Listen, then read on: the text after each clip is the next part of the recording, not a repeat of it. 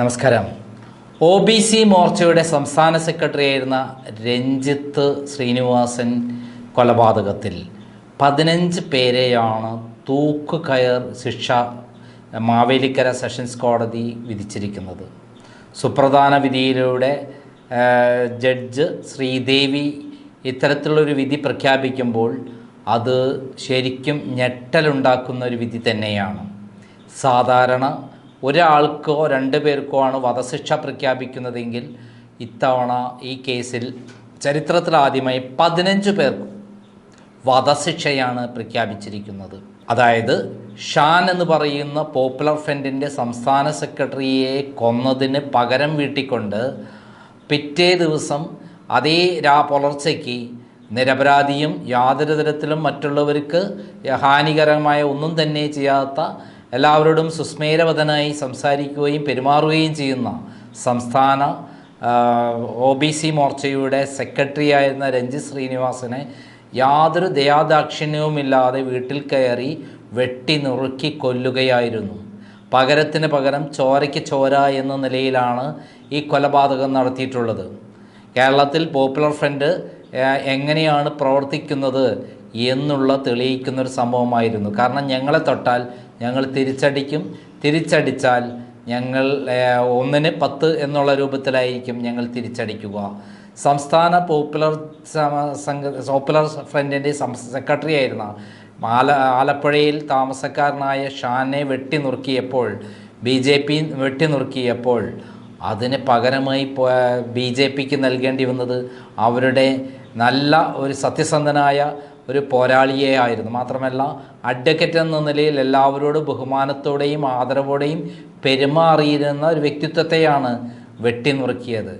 ഇത്തരത്തിലുള്ള ഒരു കൊലപാതകം നടത്തുമ്പോൾ അതിന് ഇത്തരത്തിലുള്ള ശിക്ഷ വരുമ്പോൾ അത് തീർച്ചയായും ശക്തമായിട്ടുള്ളൊരു മെസ്സേജ് കൂടിയാണ് കോടതി നൽകിയിരിക്കുന്നത്. ഇങ്ങനെ നിർദാക്ഷിണ്യം മനുഷ്യരെ വെട്ടിക്കൊല്ലുന്നതിന് യാതൊരു ദയായും കോടതി നൽകില്ല. അവർ തൂക്കുകയർ തന്നെയാണ് അർഹിക്കുന്നത് എന്നാണ്. ഈ പറയുന്ന 15 പേരിൽ ഏകദേശം 9ഓളം പേരെ ഞാൻ കാക്കനാട് ജില്ലാ ജയിലിൽ വെച്ച് പരിചയപ്പെടുകയുണ്ടായി. എന്നെ ഒരു കള്ളക്കേസിൽ കുടുക്കി വീണ ജോർജിൻ്റെ കൊട്ടേഷൻ പ്രകാരം കള്ളപ്പരാതി കൊടുക്കുകയും SC/ST അട്രോസിറ്റി ആക്ട് പ്രകാരം എന്നെ 2022 ജൂൺ 17-ന് എറണാകുളം ACP ജയകുമാർ കള്ളക്കേസിൽ കുടുക്കി അറസ്റ്റ് ചെയ്ത് ജയിലടയ്ക്കുകയുണ്ടായി.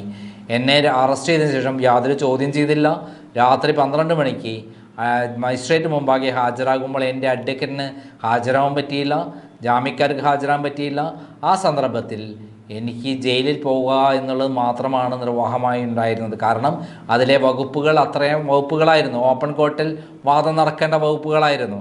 അങ്ങനെ 34 ദിവസം എനിക്ക് ജയിലിൽ കഴിയേണ്ടി വന്നു. ഈ സന്ദർഭത്തിൽ എനിക്ക് കോടതി പ്രൊട്ടക്ഷൻ നൽകിയിരുന്നു. കാരണം എന്നെ കൊല്ലാൻ വേണ്ടി പിണറായി വിജയനും P ശശിയും ജയിലിൽ കൊട്ടേഷൻ ടീമിനെ ഇറക്കുന്നുണ്ടെന്നുള്ള കൃത്യമായ വിവരങ്ങൾ എനിക്ക് പോലീസിൽ നിന്ന് തന്നെ ചോർന്ന് കിട്ടിയിരുന്നു. അത് പ്രകാരം എറണാകുളം ACJM എന്നോട് അന്ന് എന്നെ ജയിലിലേക്ക് റിമാൻഡിലേക്ക് അയച്ചത് ACJM എന്നോട് കാര്യങ്ങൾ പറയുകയും എനിക്ക് പ്രൊട്ടക്ഷൻ ഏർപ്പെടുത്തണമെന്ന് ഞാൻ അഭ്യർത്ഥിക്കുകയും ചെയ്തു. അത് പ്രകാരം അദ്ദേഹം കാര്യങ്ങൾ ബോധ്യപ്പെട്ട അദ്ദേഹം എന്നെ ജയിലിലേക്ക് അയക്കുമ്പോൾ എനിക്ക് പ്രത്യേകമായ സംരക്ഷണം ഏർപ്പെടുത്തണമെന്ന് ജയിൽ അധികൃതർക്ക് നിർദ്ദേശം നൽകിയിരുന്നു. അങ്ങനെയാണ് ഞാൻ കാക്കനാട് ഡിസ്ട്രിക്ട് ജയിലിൽ എത്തുന്നത്. അവിടെ എനിക്ക് പ്രത്യേക റൂമായിരുന്നു, സെല്ലായിരുന്നു. എനിക്ക് മുന്നിൽ തന്നെ CCTV ക്യാമറ ഉണ്ടായിരുന്നു. അതോടൊപ്പം എപ്പോഴും നിരീക്ഷണത്തിലുമായിരുന്നു. എനിക്ക് തൊട്ടടുത്ത് താമസിച്ചിരുന്നത് ആർഷോ ആയിരുന്നു, SFIയുടെ സംസ്ഥാന സെക്രട്ടറി. അതും എനിക്കൊരു കവചമായിരുന്നു. കാരണം എനിക്കെന്തെങ്കിലും പറ്റിയാൽ ആർഷോയെയാണ് ആദ്യം കുടുങ്ങുക എന്ന് എന്നോട് ആദ്യം പറഞ്ഞിട്ടുള്ളത് ആർഷോ തന്നെയാണ്.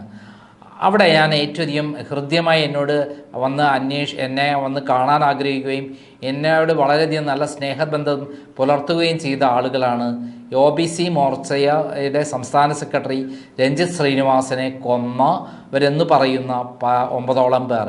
ബാക്കിയുള്ളവരെ മറ്റു ജയിലുകളിലേക്കും മാറ്റി പാർപ്പിച്ചിരുന്നു.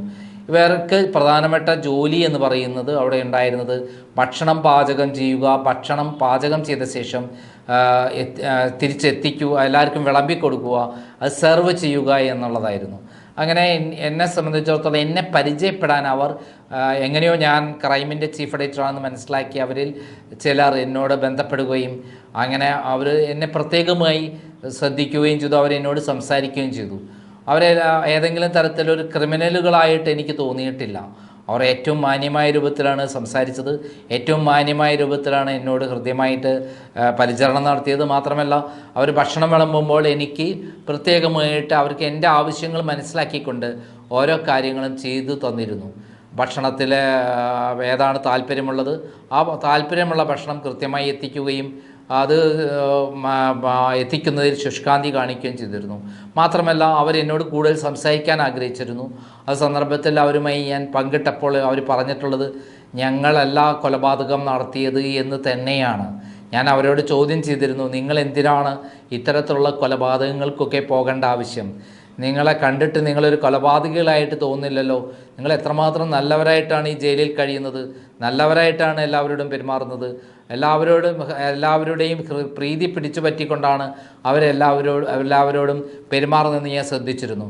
ഭക്ഷണം പാചകം ചെയ്യുന്നതിലാകട്ടെ, ഭക്ഷണം കൊണ്ടുവരുന്നതിലാകട്ടെ, ഭക്ഷണം വിളമ്പുന്നതിലാകട്ടെ അവർ വളരെ ഹൃദ്യമായ രൂപത്തിലാണ് എല്ലാവരോടും പെരുമാറുകയും അതിനുവേണ്ട സൗകര്യങ്ങൾ ഒരുക്കുകയും കൊണ്ടിരുന്നത്.